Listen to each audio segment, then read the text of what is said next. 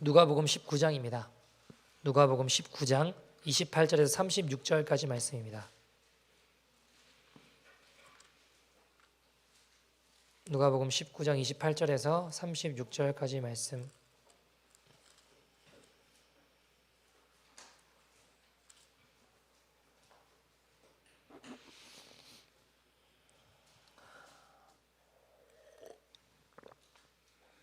Luke chapter 19 verse 28 to 36고요.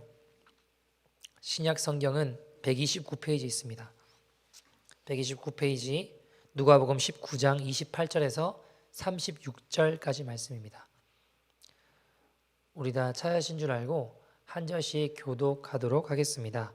예수께서 이 말씀을 하시고 예루살렘을 향하여 앞서서 가시더라. 감람원이라 불리는 산 쪽에 있는 벳바게와 베다니에 가까이 가셨을 때에 제자 중 둘을 보내시며 이르시되 너희는 맞은편 마을로 가라. 그리로 들어가면 아직 아무도 타보지 않은 나귀 새끼가 매어 있는 것을 보리니 풀어 끌어오라. 만일 누가 너희에게 어찌하여 푸느냐 묻거든 말하기를 주가 쓰시겠다 하라 하시매 보내심을 받은 자들이 가서 그 말씀하신 대로 만난지라.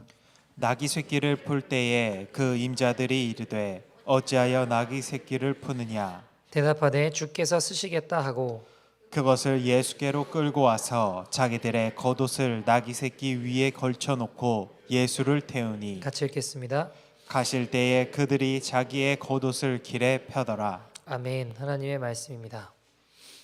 예전에 레오나르도 다빈치가 시실리안 성당에 벽화를 그릴 때 일입니다. 그때 이제 소년 예수님의 모습을 한 모델을 찾고 있었어요. 어떤 사람을 보면 좀 예수님처럼 생겼을까? 얼마나 복된 일입니까, 그죠? 그래서 다빈치가 이렇게 여기저기 찾아다니다가 한 아름답고 순진하게 생긴 12살 난 한 소년을 발견하게 됩니다.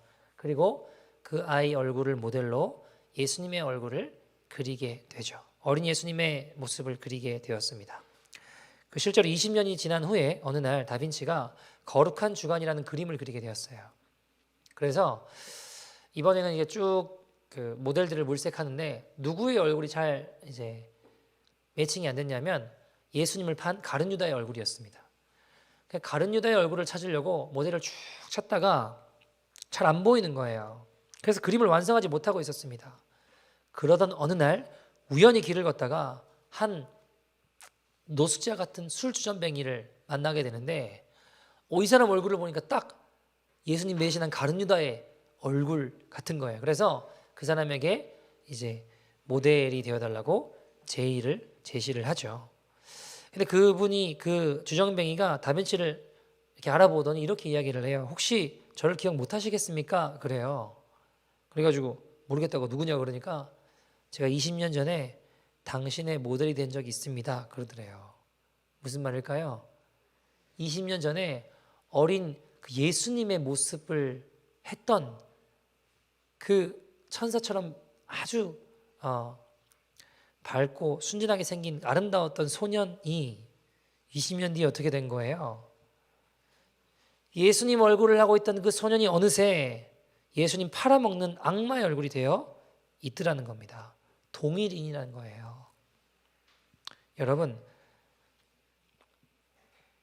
예수님을 한 그 어린아이가 어느새 가룟 유다의 얼굴을 한 노숙자 술주전뱅이로 전락해 있더라는 겁니다. 사람이 어떻게 그럴 수 있나? 여러분, 이게 인간입니다. 20년이 아니라 한순간에도 돌변하는 게 인간이에요. 여러분, 오늘 종려주일입니다. 이날은 예수님 공생에 3년 반의 시간을 마치시며 예루살렘에 입성하시게 되었을 때에 제자들과 군중들이 어떻게 하죠? 종려나무 가지를 꺾어 흔들며 예수님 앞에 길을 내고 옷으로 길을 내며 주님을 환영했던 그날을 기념하여 우리가 종려주일로 보내고 있죠. 이날은 예수님 대환영 받으셨지만 동시에 그렇게 썩 기쁜 날은 아닐 수 있습니다. 왜요? 내일부터 고난주간이 시작되잖아요. 예수님 향해서 호산나 호산나 외치던 그들이 곧 예수님을 십자가에 못 박으라고 외치는 자들이 됩니다. 오늘날도 많은 교인들이 주 예수님을 찬송하고 예배하죠. 그러나 진정 거듭난 자가 아니면 곧 수가 틀어지고 원하는 대로 되지 않고 환난이 닥치면 어떻게 돼요? 이내 예수님을 멀리하고 배신하고 말 것입니다. 여러분, 오늘 본문은 사람들이 예수님 보면서 막 환호합니다. 그래서 어떻게 하죠? 36절에 보니까 어떻게 하죠? 그들이 자신의 겉옷을 벗어 예수님 앞에 길을 만들어요. 그죠? 나귀를 타고 등장하시죠. 예수님 색이 나귀를 타셨다고 성경이 이야기를 합니다. 여러분, 이 사건은 구약에 예언되어 있는 그 왕의 메시아의 모습을 그대로 재현하고 있는 거예요. 스가랴 9장 9절 보시죠. 스가랴 9장 9절 같이 한번 읽어볼까요? 스가랴 9장 9절입니다. 시작. 시온에 따라 크게 기뻐할지어다. 예루살렘에 따라 즐거이 부를지어다.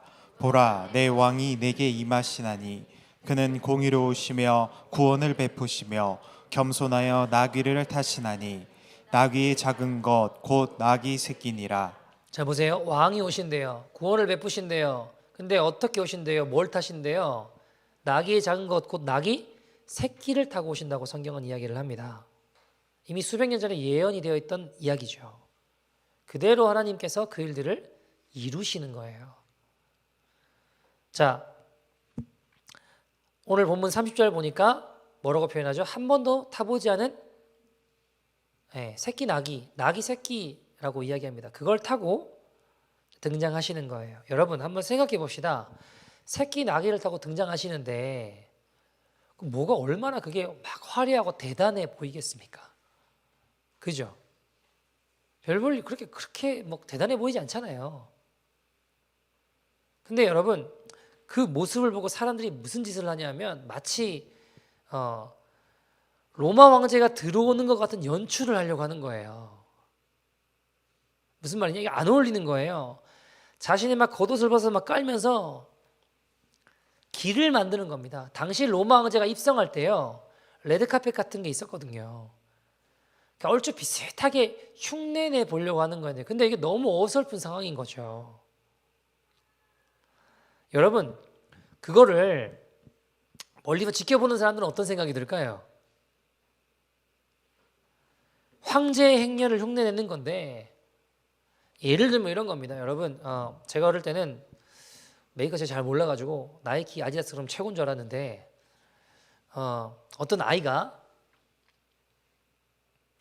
아디다스를 너무너무 사고 싶은데, 아디다스 옷을 너무너무 사고 싶은 거예요. 근데 돈이 없으니까 마크는 비슷하고 똑같은데 영어 스펠을 보니까 아디도스 뭐 이런 거 가짜를 이제 산 거죠. 그걸 입고 아주 자랑스럽게 내가 아디다스를 입고 있다는 듯이 막 자랑을 하고 다니는 거예요. 그러면 여러분 그 스펠링을 적어도 알파벳을 읽을 수 있는 사람들은 그걸 보면 아디다스 입었다고 자랑스러워하는 그 아이를 보면서 어떤 생각이 드세요? 너 너무 좋겠다 이런 생각 드세요? 얼마나 부끄럽고 창피해요, 그죠? 어울리지 않는, 그러니까 적절하지 않은 그런 옷을 입고 허세를 떨고 허풍을 떨고 있는 거잖아요. 가짜를 입고. 여러분, 그걸 입고 자랑하는 가짜를 입고 자랑하는 모습과 같은 상황 얼마나 웃깁니까? 근데 지금 황제의 행렬을 흉내내는 게 그런 거라는 겁니다. 여러분, 당시 사람들은 예수님이 로마의 압제로부터 우리를 구원할 다윗 같은 싸움 잘하는 그런 왕을 원했습니다. 그러니까 이 땅에서 정치적인 권세를 행할 수 있는 그런 왕을 기대했다고요. 여러분, 당시 유대인들이 왜 그랬을까요? 유대인들은요, 로마인들에게 열등감이 있었어요. 여러분, 당시 로마는요, 대단했습니다. 당시 로마는 그 당시에도 상하수도 시설이 있었어요. 뭐 목욕탕부터 시작해서 유대 땅도 다 그랬죠. 다 뭐 상하수도 다 완비됐고, 여러분 별로 안 놀라시는데, 여러분 그 당시에 유대를 포함하여 다 다른 나라들은 다 어땠어요? 우물 팠다고요. 땅 파가지고 우물 내가지고 물 길어 올렸다고요. 근데 로마는요, 상하수도 시설이 완비되어 있는 그런 막 목욕탕부터 시작해서 그런 수준이었습니다. 그뿐인가요? 여러분, 로마는 전 세계를 호령했습니다. 등치도 여러분, 그리고 실제로 예수님 하신 말씀에 그런 말씀 있잖아요. 너희가 염려함으로 그 키를 한 자라도 더 할 수 있느냐. 왜 굳이 키를 이야기하셨을까요? 주님이 왜 굳이 키를 이야기하셨을까요? 마태복음 특별히 유대인들을 향해서 말씀하시는 건데 왜 키를 대답하셨을까? 이야기하셨을까요? 여러분, 로마인들은요 전 세계를 호령하며 전쟁에 싸움을 잘했어요. 덩치도 크고 키도 컸습니다. 그에 비해 유대인들은요 작았다고요. 로마인들에 비해서 왜소했습니다. 그러니까 키도 왜소하죠. 사는 것도 환경도 문화도 모든 부분들이 압도적으로 로마가 앞섰거든요. 그렇게 살고 싶은 거예요. 근데 그렇게 안 되니까 열등감이 있었어요. 여러분, 그런 로마가 부러웠습니다. 자, 그런데 예수님이 지금 뭘 타고 등장하신다고요? 새끼 나귀를 타고 등장하신다고요. 그러니까 어떤 마음이 들까요? 못 견디겠는 거예요, 이거를. 허영심에 들떠 있는 이들에게는 이게 창피한 겁니다. 그래서 규모도 상황에도 맞지 않는 짓을 하는 겁니다. 자신의 옷을 벗어 깔면서 호반나 호반나 외치는 겁니다. 여러분, 로마 황제가 등장할 때 새끼 나귀 타고 등장하겠습니까? 아주 좋은 군대, 마차나 아주 멋있는 명마 이런 거 타고 등장하겠죠. 근데 열등감에 사로잡혀 있는 사람들은 지금 이 상황을 견딜 수가 없는 거예요. 못 견디겠는 거예요. 그래서 막 자신의 옷을 깔면 난리 치는 겁니다. 근데 여러분, 정작 주인공이신 예수님은요 아무렇지도 않아 하세요. 당사자이신 예수님은 그 모든 일들이 아무렇지도 않아 하신다고요. 예수님은 새끼 나귀를 타고 등장하시는데 그것을 부끄러워한다거나 그것을 창피한다거나 그러지 않으세요. 아무렇지도 않으신 거예요. 왜요? 그분은 정말 세상을 지으신 만왕의 왕이시니까요.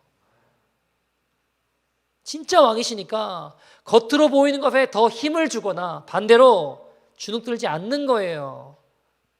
그러나 허영심에 들떠 있는 사람들은, 열등감에 사로잡혀 있는 사람들은 지금 상황이, 모습이 남들이 보기에는 너무 초라하다, 이건 아니다, 이겁니다.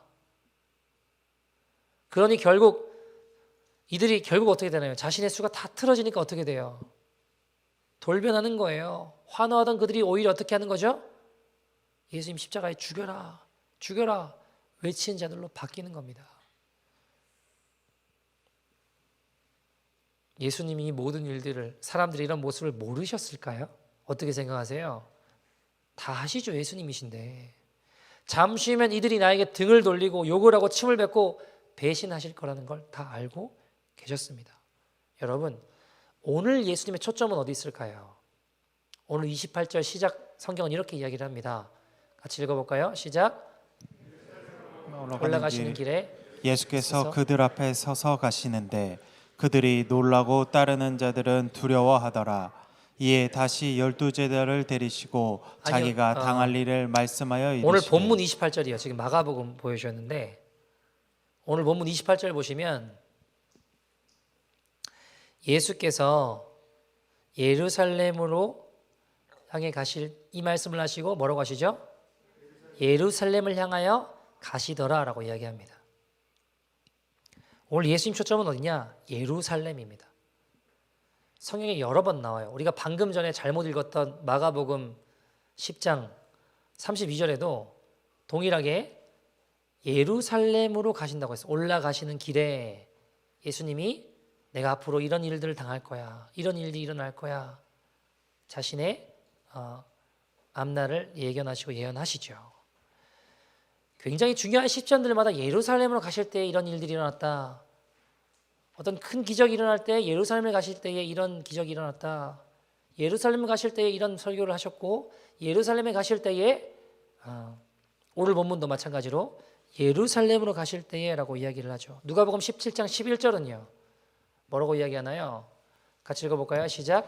예수께서 예루살렘으로 가실 때에 사마리아와 갈릴리 사이로 지나가시다가. 자 보세요. 예루살렘으로 향해 가고 계시다는 걸 의도적으로 반복하고 있습니다. 성경은. 누가복음 17장은요 유다와 사마리아임에도 불구하고 그 마음속은 계속 어디를 향하고 계신다는 거예요? 예루살렘을 향하고 계신다라고 성경은 이야기하고 있어요. 자, 여러분, 예루살렘으로 가면 뭐가 있길래 그러실까요? 거기 가면 뭐 사람들의 환호가 기다리고 있나요? 영광이 기다리고 있나요? 왕의 보좌가 있나요?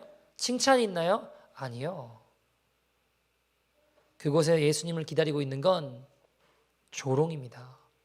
사랑하는 제자들의 배신입니다. 버려짐입니다. 십자가입니다. 십자가가 기다리고 있는 것을 아세요, 주님은. 그런데 예수님은 거기만 바라보고 가시는 거예요. 여러분, 왜 그러실까요? 왜 그러실까요? 예수님은 아셨어요. 여러분, 예수님은 수많은 기적을 행하셨습니다. 수많은 사람들이 깜짝 놀랄 만한 역사를 일으키셨습니다. 나타내셨습니다. 보여주셨습니다. 무리를 걸으시고요, 죽은 자를 살리시고요, 수많은 사람들을 먹이시는 기적을 보여주셨습니다. 근데 주님 아세요. 무엇을요? 기적으로 사람이 변화되지 않는다는 것을. 기적으로 정말로 속사람이 거듭나지 않는다는 것을. 여러분, 예수님 수많은 비유와 수많은 설교를 하셨습니다. 사람들이 혀를 두를 만한 놀라운 진리의 말씀을 하셨습니다. 근데 주님은 아세요. 말씀을 듣고 그저 아는 것으로, 비유로 강의로 사람이 변화되지 않는다는 것을. 여러분, 무엇으로 변화될까요? 그것이 바로 십자가입니다. 여러분, 만약에 설교로 사람들이 변화될 수 있다라고 한다면 예수님은 더 설교 많이 하셨을 겁니다. 수많은 비유 같은, 주옥 같은 비유들 말씀으로 변화될 수 있다면 주님이 더 하셨겠죠. 더 깜짝 놀랄 만한 기적들, 사람들이 한 번도 본 적 없는, 들어본 적 없는 놀라운 능력과 기적, 그걸로 사람들이 구원받고 변화될 수 있다면 예수님 그렇게 하셨을 거예요. 근데 예수님 그렇게 하지 않으셨습니다. 왜요? 예수님 아세요. 기적으로 사람이 변화되지 않는다는 걸. 예수님 아세요. 그 능력으로 사람이 변화되지 않는다는 걸. 십자가가 빠진 설교, 십자가가 빠진 말씀, 십자가가 빠진 교회, 절대로 속사람이 거듭나지 않습니다. 사랑하는 여러분, 목사님 그럼 설교 필요 없다는 건가? 그럼 예배 안 나와도 되나? 그런 말이 아니에요, 여러분. 제가 누누이 말씀드리지만 저는 모든 은사와 능력과 기적 다 인정합니다. 제 여동생도 기도했을 때 주님이 백혈병 고쳐주셨어요. 기도했을 때 병원에서 죽는다고 했던 뇌종양이 낫는 것도 보았습니다. 대장암이 낫는 것도 보았습니다. 병원에서 포기한 수많은 사람들 낫는 거 보았습니다. 하나님 직접 나타나시고 개입하셔서 역사하시는 것도 보았습니다. 그러나 여러분, 저는 입신을 하고도 천국을 보고도 주님 떠나는 사람들도 보았습니다. 여러분, 은사와 기적이 도움은 될 수 있지만 결탄코 그것으로 사람이 진정으로 변화되진 않습니다. 십자가 없는 교회에, 십자가 없는 설교에, 십자가 없는 말씀에 주님 기대하는 것은 아무것도 없습니다. 여러분, 교회가 십자가를 잃어버리면 부활의 영광도 없는 거예요. 여러분, 예수 믿으면 주님 병 고쳐주실 수 있죠. 문제 해결, 소원 성취 해주실 수 있죠. 축복해 주실 수 있습니다. 그러나 여러분, 그건 복음은 아니에요. 복음이 아닙니다. 왜요? 모든 사람에게 적용될 수 없다면 그 어찌 복음이라고 이야기할 수 있겠습니까? 어떤 사람은 기도해서 병이 나았는데 안 나을 수 있어요? 없어요? 안 나을 수 있어요. 어떤 분은요, 여러분, 정말 주님 잘 믿고 신실하게 걸어가는데 여전히 어려움 가운데 있더라고요. 자, 여러분, 그러면 그분이 믿음이 없어서 그런 거예요? 아니잖아요. 간증하면 전부 예수 믿어서 복 받았습니다. 병 나았습니다. 문제 해결됐습니다. 이런 것밖에 없던데요. 여러분, 예수 잘 믿어도 그렇지 않은 사람은 신앙에 문제가 있어서 그런 건가요, 그럼? 여러분, 제가 꿈꾸는 교회는요, 꿈꾸는 간증 교회의 모습은 예수 믿었는데도 여전히 어려움 가운데 있지만, 병 낫지 않고 죽어간다 할지라도, 여전히 힘겨운 싸움들 가운데 있다 할지라도, 그러나 나 주님 때문에 행복합니다. 나 예수님 때문에 행복합니다. 나 같은 죄인 구원하신 그 사랑에 내가 너무 기쁩니다. 여러분, 거기엔 불순물이 없어요. 우리가 그런 성도님들을 보았습니다. 변연한 성도님 같은 분들을 보았습니다. 여러분, 죽어가시면서도 해같이 빛나시던 그 모습이요, 천국 같은 천사가의 얼굴을 하며 곧 천국에서 만나자고 웃으시던 그 모습이요. 여러분, 오로지 십자가로만 사람이 진정으로 변화될 수 있습니다. 그래서 예수님은 어디로 가시는 거예요? 예루살렘으로 가시는 거예요. 그곳이 비록 모욕과 침뱉음과 사랑하는 제자들의 배신과 버려짐이 기다린다 할지라도 그 십자가로 나아가시는 거예요. 누가복음 9장 51절은 이렇게 이야기합니다. 같이 한번 읽어볼까요? 시작. 예수께서 승천하실 기약이 차감해 예루살렘을 향하여 올라가기로 굳게 결심하시고. 자, 보세요. 예수님께서 예루살렘으로 올라가시려고 어떻게 하셨대요? 굳게 결심하셨대요. 여러분, 지금 예수님의 모든 관심은 어디에 있는 거예요? 십자가 지시는 예루살렘에 있는 거예요. 저자인 누가가 그것을 강조하고 있는 거예요. 반복해서 보여주면서. 여러분, 십자가는 어떤 상징인가요? 당시 굴욕의 상징이었습니다. 그죠? 여러분, 로마에 사람을 죽이는 그 처형 방식이 십자가밖에 없었나요? 엄청 많았어요. 쉽게 죽이려면 불로 태워 죽여도 돼요. 그죠? 더 쉬운 건 뭐예요? 칼로 그냥 한번 찌르면 돼요. 아닌가요? 너무 간단하고 쉽게 죽일 수 있는 방법입니다. 근데 여러분, 십자가 형벌은 적어도 로마 군사 병사 4명과 백부장이 같이 집행하고 같이 일을 해야 된다고요. 인건비 들어가죠. 시간 들어가죠. 이 많은 일들이 들어가는 걸 왜 굳이 하냐고요. 로마가 돈이 쓸 데가 없어서 그런 거예요? 아니에요, 여러분. 의도가 있어요. 왜 십자가 형벌을 선택했을까요? 여러분, 십자가는요, 만인 앞에, 모든 사람 앞에 죄인을 욕보이기 위해서였습니다. 이 죄인이 아무것도 아니라는 것을 의도적으로 사람들 머릿속에 똑똑히 심어주려고, 그래서 십자가형을 처하는 거예요. 여러분, 성경 보시면 로마 병사들이 예수님 욕하고 조롱하고 침뱉고 손을 이렇게 기둥에 묶었다고 하죠. 왜 묶었을까요? 등이 쫙 펴져야지 채찍질할 때 마음껏 이제 살점 떨어져 나가게 마음껏 채찍질할 수 있으니까. 횟수 정해지지 않았습니다. 로마 병사들이 거의 죽기 직전까지 때렸어요. 그리고 십자가 지우는 거예요.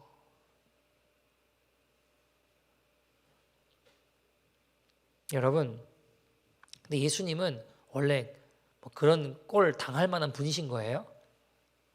빌립보서 2장에 보시면 6절에서 8절 보시면요, 예수님은 어떤 분이셨다고 하나요? 하나님의 본체세요. 근데 하나님과 동등됨을 취할 것으로 여기지 아니하시고 그 모든 권세와 영광을 다 버리셨어요. 그리고 오히려 자기를 비워 종의 형체를 가지사 사람들과 같이 되셨다고 성경이 이야기하는 거예요. 8절은 뭐라고 이야기하죠? 사람의 모양으로 나타나사 자기를 낮추시고 죽기까지 복종하셨으니 곧 어디예요? 십자가에 죽으심이라. 그분은요, 여러분, 창조주시요 구세주시요 만왕의 왕이십니다. 만물의 주인이신 그분이 아무것도 아닌 존재처럼 욕을 당하셨습니다. 왜요? 저와 여러분의 죄 때문에요. 허물 많고 죄 많아 지옥과도 마땅한 나 같은 인생 위해서 우리를 사랑하셔서 그 십자가로 가셨어요. 예수님은요, 그렇게 예루살렘으로 입성하신 겁니다. 왜요? 왕이라 환호받기 위해서가 아니라 십자가에 죽으시려고요. 십자가만이 우리를 진정으로 살릴 수 있고 십자가만이 우리를 진정으로 변화시킬 수 있기 때문입니다. 여러분, 십자가에서 내 자존심 죽어야 변화됩니다. 십자가에서 내 고집스런 자아가 죽어야 진정한 생명을 얻습니다. 제가 이렇게 말씀드리면 어떤 분들이 이렇게 얘기하시죠. 내가 왜 죽어야 되냐? 기분 나쁘다고, 억울하다고, 내가 왜 그렇게까지 해야 되냐? 나 용서하고 싶지 않다고, 내가 왜 사랑해야 되냐고. 말씀대로 순종하는 길, 거룩한 길, 난 못하겠다고, 힘들다고, 싫다고. 목사님 안 당해보셔서 모른다고. 이거 참을 문제가 아니라고. 난 그 사람 끝까지 쫓아가서 박살낼 거라고. 주님 원하시지 않아요. I don't care. 하나님 무엇을 원하시는지 간에 나에게 별로 중요하지 않아요. 지금 못 참겠습니다. 여러분, 얼마나 억울하시고 얼마나 힘드시면 그러시겠냐고요. 그러나 여러분, 그때 우리 스스로에게 질문해 봐야 됩니다. 주 예수 그리스도는 이 모든 것을 견디고 인내하게 만들고 이겨내게 만들어 눈물을 뿌리면서라도 용서할 수 있게 만드는 그 주님을 정말로 사랑하느냐라는 겁니다. 그만큼 주님을 사랑하느냐라는 겁니다. 여러분, 주님 우리를 그렇게 사랑하셨습니다. 자리우커스라는 히랍 임금 중에 왕이 있었습니다. 그가 통치하던 시대에 이 성적인 도덕이 너무 많이 타락해서 여기저기서 막 간음하는 일들이 비일비재했다고 합니다. 왕이 이게 도저히 이거 너무 안 되겠다 해가지고 법령을 하나 내리게 돼요. 뭐냐면 지금부터 누구라도 남녀노소 남자든 여자든 그 누구도 할 것 없이 간음을 저지르면, 어덜터리를 하면 눈을 다 찔러 앞을 보지 못하게 장님으로 블라인드하게 만들어 버리겠다. 실제로 간음한 사람들이 나오니까 정말 눈 찔러서 장님 만들어 버렸어요. 자, 그런 일들이 왜냐하면 너무 극심하니까, 너무 타락했으니까 간음하는 일들을 좀 없애버리겠다. 걸리기만 해봐라 이랬는데 어느 날 죄인 한 명이 또 간음을 하다 잡혀왔대요. 보니까 내 아들인 거예요. 왕의 아들. 독자예요. 하나밖에 없어요. 내가 죽고 내가 물러나면 왕위를 이을 사람이 이 아들 하나밖에 없다고요. 근데 여러분, 이 아들이 간음을 하다 잡혀온 거예요. 그러면 그의 눈을 찔러서 장님 만들어버리면 이 아들이 앞으로 왕으로 나라를 통치할 수 있어요, 없어요? 없잖아요, 그죠? 왕이 고민에 빠졌습니다. 여러분이라면 어떻게 하시겠습니까? 특별 사면 하면 되나요? 여러분, 나 임금인데 하고 특별 사면하면 그동안 눈 찔려서 장님 된 사람이 가만히 있겠습니까, 여러분? 사람들이, 백성들이 들고 민중봉기 일어나면 어떡해요? 그럴 수도 있는 거잖아요. 어떻게 하시길래요, 여러분? 왕이 고민하다가 내린 결론이 뭐였냐면 가서 그 아들의 눈을 하나 찌르고 자신의 눈을 하나 찔렀습니다.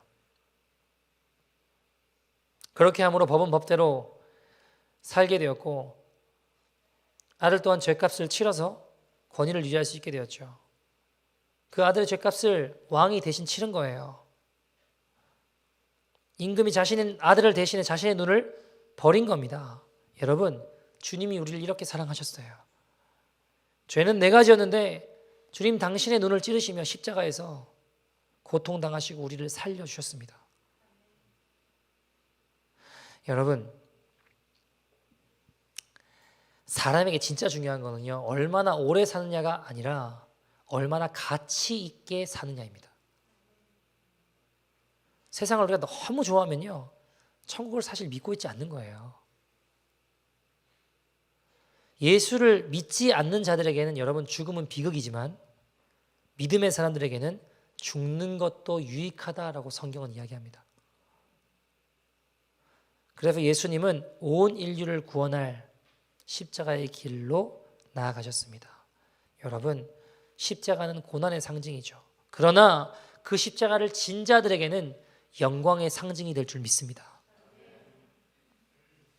여러분, 우리가 십자가 진다 그러면 마냥 막 행복하고 웃음 나진 않죠. 왜요? 고난 없이 십자가 질 수는 없거든요. 빌립보서 1장 29절에 보면요. 성경은 이렇게 이야기합니다. 같이 읽어볼까요? 시작. 그리스도를 위하여 너희에게 은혜를 주신 것은 다만 그를 믿을 뿐 아니라 또한 그를 위하여 고난도 받게 하려 하심이라. 여러분, 성경은 분명히 예수님을 믿을 뿐만 아니라 예수님 위하여 뭐도 받는데요. 고난도 받게 한다고 성경은 이야기합니다. 그럼 우리 한번 생각해 봐야 돼요. 우리가 주님을 따라가며 만약 내 삶에 아무런 고난이 없다면 내가 지금 정말 주님을 따라가고 있는 건가? 내가 정말 예수를 믿고 있는 건가? 라는 질문을 해봐야 돼요.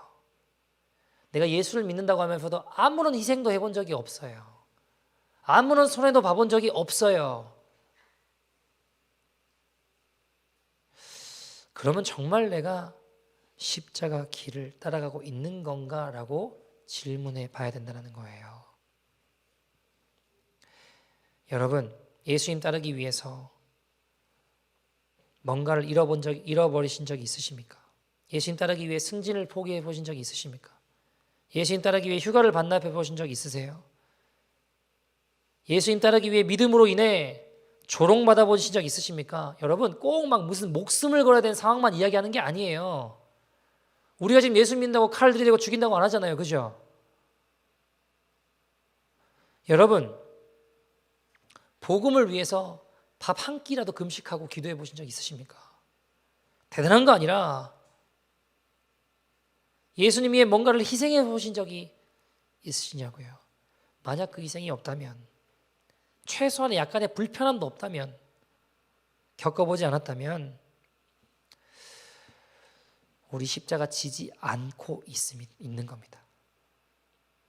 여러분, 십자가는 죽음의 상징이었어요. 우리의 욕심과 꿈, 계획이 십자가 위에서 죽어야 됩니다. 예수님 따르기로 결정하는 순간 우리 자신은 끝나야 되는 거예요. 그러다 보니까 여러분, 이 시대의 많은 교회들 가운데 이 십자가 메시지 너무 부담스러우니까 메시지를 멀리하는 거예요. 십자가 메시지를 내던져버립니다. 그 결과 이 시대의 수많은 교회들이 예수 믿는다는 사람 즐비하지만 예루살렘으로 아무도 가고 싶어 하지 않습니다. 십자가 짊어지고 싶어 하지 않습니다. 부담스러워하죠. 근데 여러분 한번 생각해 봅시다. 여러분 정말 하나님이 내 아버지심을 믿으십니까? 그분이 나를 괴롭히고 힘들게 해서 사망으로 인도하려는 사단 마귀가 아니라 내 인생이 정말 무엇이 가장 행복한 인생인지, 나를 지으셨기에 나보다 나를 더 잘 아시기에 그 길로 인도하길 원하시는 나의 창조주 하나님이심을 믿으십니까? 여러분, 십자가에서 죽는 인생은요, 사실 아버지가 책임지는 인생이에요. 그분이 세상의 그 어떤 것보다 좋아지는 인생입니다. 인생의 참된 만족과 행복을 누리는 인생이에요. 어떻게 되나요? 나를 십자가에 못 박고 그분이 내 주인이 되심으로 은밀한 죄가 멀어지는 거예요. 하나님 기뻐하지 않는 죄악들이 끊어지는 것입니다. 부활의 생명으로 살아가게 되는 것입니다. 여러분 기억하십시오. 예수님과 더불어 살지 않는 인생은 지극히 가난한 자요, 주님의 은혜 안에 살아가는 자는 천하의 가장 부유한 자입니다. 로마서 6장 6절 성경 이렇게 이야기합니다. 같이 읽어볼까요? 시작. 우리가 알거니와 우리의 옛사람이 예수와 함께 십자가에 못 박힌 것은 죄의 몸이 죽어 다시는 우리가 죄에게 종노릇하지 아니하려 함이니. 아멘. 여러분, 우리가 예수님과 함께 십자가에 못 박혀 죽는 거는요, 우리를 더 이상 죄의 종노릇하지 않게 하려 하시는 하나님의 은혜입니다. 축복이에요. 여러분, 주께서 예루살렘으로 가실 때에 주님 가신 길이 가장 복된 길이니까 가시지 않으셨겠습니까? 우리가 그 길 따라간다면 가장 복된 길 따라가는 것 아닐까요? 이런 거잖아요. 내가 가봤어. 나 따라와.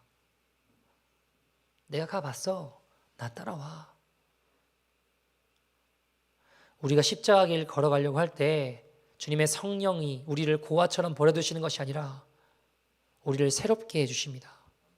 주님의 사람으로 변화시키세요. 여러분 십자가 지는 거 두려워하지 마십시오. 우리를 새롭게 하는 경건의 능력입니다. 나를 십자가에 못 박고 그리스도로 살게 하는 생명의 능력입니다. 여러분 우리가 십자가를 지고 주님께 우리 마음을 드릴 때 우리의 속사람이 거듭날 것이며 천국 백성의 기쁨과 소망이 회복될 것입니다. 한 이야기 들으로 말씀을 좀 마치죠. 어떤 교회에, 조그만한 교회에 크리스마스가 돼서 크리스마스 연극, 성극을 하게 되었습니다. 그런데 이제 조그만한 교회니까 인원이 많지 않잖아요. 크리스마스 성극이니까 뭐 하겠어요? 예수님, 그러니까 뭐 마리아, 요셉 나오고 이제 예수님의 부모가 베들레헴에 인구조사 때문에 왔어요. 그래서 여기저기 여관방을 넣었는데 없는 거죠. 그래서 말구에 나셨다. 뭐 이런 이야기를 성극으로 할 거 아닙니까? 그죠? 여기저기 배역을 다 맡겨줬는데 그 교회에 정신지체를 앓고 있던 랄프라는 친구가 있었어요. 다 배역을 줬는데 이 친구만 안 주면 좀 그러잖아요. 그죠? 근데 얘는 뭐를 줘야 되나? 정신지체가 있으니까 대사가 많으면은 뭔가 안 될 것 같아요. 문제가 생길 것 같아요. 고민을 하다가 이 배역을 맡기면 되겠다 해가지고 맡긴 역할이 여관집 주인이었습니다. 여관집 주인. 간단해요. 일은 뭐냐면 이 요셉하고 마리아가 와가지고 방 있습니까? 빈 방이 있습니까? 물어보면 빈 방 없습니다. 그 한마디 또 물어볼 거래요. 빈 방 있습니까? 그러면 빈 방 없습니다. 그 한마디만 2번 반복하면 되는 거예요. 어렵지 않잖아요. 그래서 연습을 하고 잘했어요. 자, 드디어 크리스마스 날이 다가와서 이제 도달해서 그 성극을 하게 되었습니다. 저희 랄프라는 아이에게, 영화집 주인의 역할을 맡고 있는 아이에게 배가 부른 마리아와 요셉이 찾아왔어요. 요셉이 먼저 물어봅니다. 빈 방 있습니까? 방 없어요. 사람들이 막 속으로 너무 잘했다고, 이제 한 번만 더 하면 된다고. 그래, 잘했어 랄프, 그렇게 하는 거야. 이번엔 마리아가 물어봅니다. 애를 낳아야 돼요. 빈 방 있습니까? 자, 랄프가 뭐만 하면 돼요? 방 없어요. 이거만 하면 된다고요. 그죠? 그런데 이 아이가 그 마리아의 이야기를 듣고 이 아이가 사고를 쳤습니다. 예수님 잉태한 마리아를 보며 눈물을 글썽글썽하더니 방 있어요. 내 방으로 오세요. 그랬대요. 성극에 사고를 친 거죠. 근데 여러분, 위대한 사고 아니에요? 눈물을 흘리며 방 있어요. 내 방으로 오세요. 내 방 비워드릴게요. 얼마나 바보 같은 짓입니까 여러분? 성경 망쳤으니까. 그죠? 근데 여러분, 그 정신지체 아이의 이야기가 우리 마음을 울리는 이유가 뭘까요? 그 안에 정말 주님 사랑하는 마음 때문이지 않을까요? 여러분, 예수님 위에 우리 마음의 방을 좀 비워드리면 어떨까요? 내 마음의 방을 주님 위에 좀 비워드리면 어떨까요? 주님 바빠요. 주님 안 돼요. 이 자리 안 돼요. 말이 그렇지 진짜 주인 되시려고 하세요? 우리 삶에 주님 여기는 안 된다고 하는 영역들이 있잖아요. 고집스런 자, 죄악된 습관, 나쁜 마음들, 미워하고 용서하지 않는 태도들, 하나님 말씀과 기도가 우선이기보다 내가 하고 싶은 거, 내가 해야 될 일, 항상 우선되는 잘못된 생각, 가치관들. 근데 여러분, 정신적으로 어려움을 겪고 있던 지체였던 랄프는 우리 주님이 저 밖에서 태어나게 하시는 걸 볼 수가 없는 거예요. 우리 주님 비참한 마구간에서 태어나게 하실 수 없는 거예요. 내가 그냥 더러운 마구간에서 보낸다고 해도 우리 주님이 그렇게 하는 건 못 보겠는 거예요.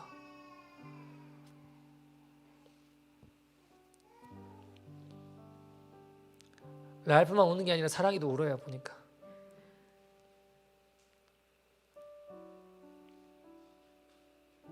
우리 주님 내 방으로 모시고 싶은 겁니다. 내가 밖에서 추위에 따른 어려움을 겪는다고 해도, 내가 연극을 망친 장본인이라고 손가락질 받는다고 해도 그분을 정말 사랑하거든요. 제가 랄프를 보며 야, 나보다 훨씬 낫다라는 생각이 들었어요. 어쩌면 행복한 인생이지 않을까요? 주님만 기억하고 주님만 생각하는. 사람들은 바보다, 불행하다, 왜 망쳤냐 이야기할지 모르겠지만 어쩌면 행복한 인생일 것 같아요. 우리 주님 보실 때 마음은 어떠실까요? 이 랄프를 보며 그렇게 기뻐하시지 않으실까요? 내 방 있어요? 내 방으로 오세요. 우리 주님 추운데 밖에다 내몰 수 없어요 하는 그 모습 보시며 태하시며 기뻐하시지 않을까요?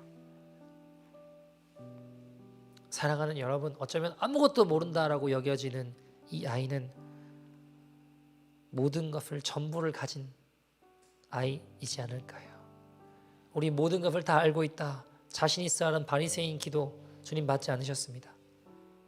그저 난 죄인이라고 가슴을 치며 아무것도 모르는 바보 죄인 취급받던 세리의 기도 주님 기뻐 받으셨습니다.